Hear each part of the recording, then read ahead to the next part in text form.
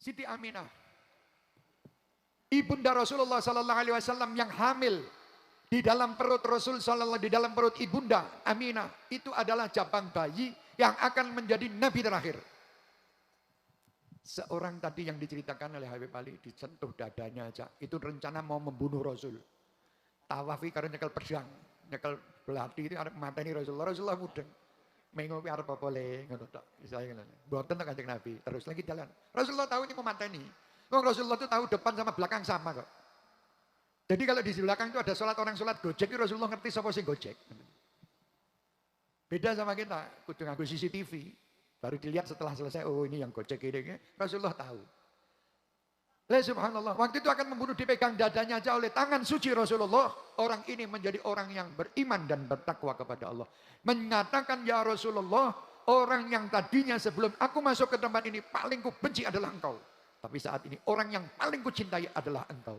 Loh, tangan tok. Lah ini bagaimana tubuh Rasulullah semua ada di perut, di kandungan Siti Aminah. Ini seorang ibu yang luar biasa. Sungguh sangat kurang ajar kalau ada yang mengatakan ibunda Nabi Muhammad di neraka. Ini tubuh Rasul Muhammad ada di kandungannya selama 9 bulan. Dikatakan Habib Ali. Di situ Siti Aminah hamlan khafifan la tajidu lahu thiqala wa la tashku minhu alaman wala ilala. Tidak ada rasa sakit, tidak ada rasa berat. Di dalam kandungan ini adalah Muhammad sallallahu alaihi wasallam, manusia yang tidak pernah merepotkan orang lain. Walaupun ibunda sendiri. Kenapa ayahanda Rasulullah sallallahu alaihi wasallam itu meninggal lebih dahulu? Dikarenakan nanti menurut para ulama, biar Nabi Muhammad tidak memanggil abi, tapi Nabi Muhammad memanggil Rabbi. Jadi Rasulullah tidak mengambil ayahku, enggak. Tidak manja-manja dengan ayah, manjanya dengan Allah, Rabbi. Adabani Rabbi fa ahsana ta'dibi. Ini Rasulullah. Ayah Rasulullah SAW waktu di dalam sulbinya ada Nur Muhammad. Semua wanita yang di Mekah semua ingin dinikahi oleh Abdullah.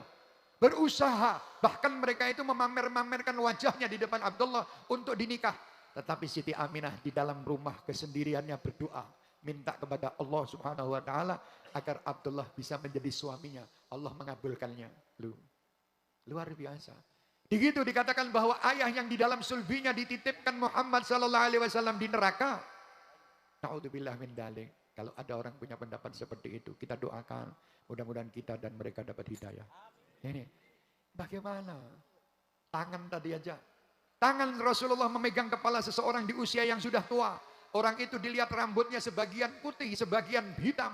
Padahal usianya sudah lanjut. Waktu ditanya, ya fulan, kenapa rambut kalian ini yang di atas putih, yang di atas hitam dan yang di bawah-bawah ini putih?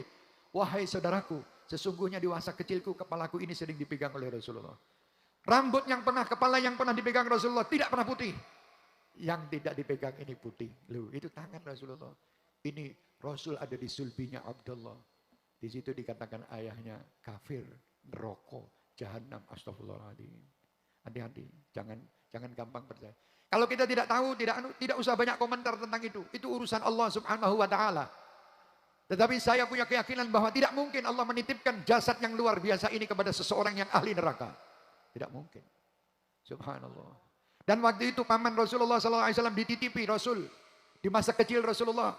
Paman ini dititipi Nabi Muhammad. Bukan paman itu merasa berat dengan adanya Nabi Muhammad. Tidak. Karena Nabi Muhammad tidak pernah memberatkan orang lain. Di situ Nabi Muhammad SAW dititipkan ke pamannya untuk meringankan beban paman Rasulullah. Karena paman beliau ini Abu Thalib termasuk yang tidak mampu. Karena tidak mampu dititipi Rasulullah, cukup untuk memberi kehidupan bagi seluruh keluarga Abu Thalib. Sewaktu makan yang biasanya itu anak sekian banyak, Abu Thalib mempunyai anak yang banyak. Di situ biasanya satu piring tidak cukup untuk mereka. Tetapi dengan adanya Nabi Muhammad, satu piring, Abu Thalib tahu bahwa tangan ini tangan berkah. Diambil dahulu, wahai Muhammad, makan dahulu. Rasulullah mengambil dulu dengan tangan sucinya. Setelah selesai dibagikan semua. Sampai ke depan Abu Thalib, nasi itu atau makanan itu tidak berkurang sama sekali. Ini kehebatan Rasulullah. Ini kehebatan Rasulullah. Jadi tidak pernah membebani.